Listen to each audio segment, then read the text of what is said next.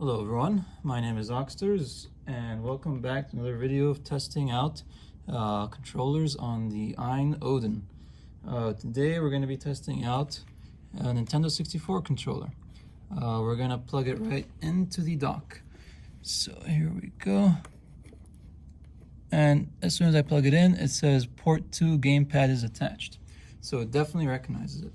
Now if I press any buttons on the D-pad, you can see it's already picked up the controller and is functional. I can press the B button and it acts as selection, and the A button acts as back, or it seems to be at least.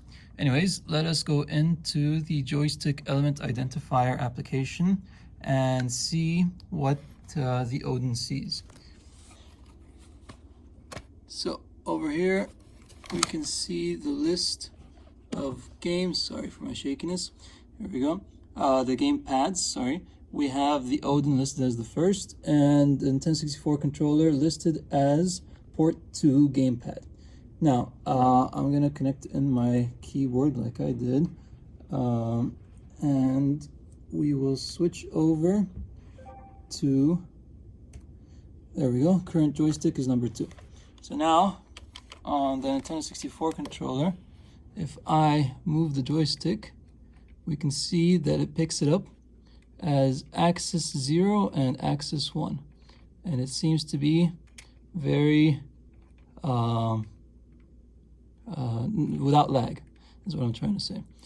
And then if we press the A button, we get button 1, and the B button, we get button 0. And then if we press down C button, we get axis 2 going to -1. Sorry, axis 3 going to 1. And then axis 2 popped up to -1. So I'm guessing this is similar to what we had before with the left triggers and the right triggers. And then if we press up, we get -1 for axis 3. And then if we press left, there we go, axis 2 picked up as -1. Only when we're holding down. And we push right, we get +1 on axis 2.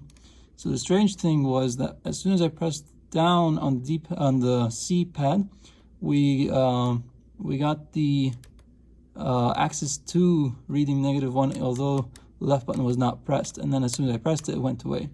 So it is pretty strange, but I mean, strange things happen.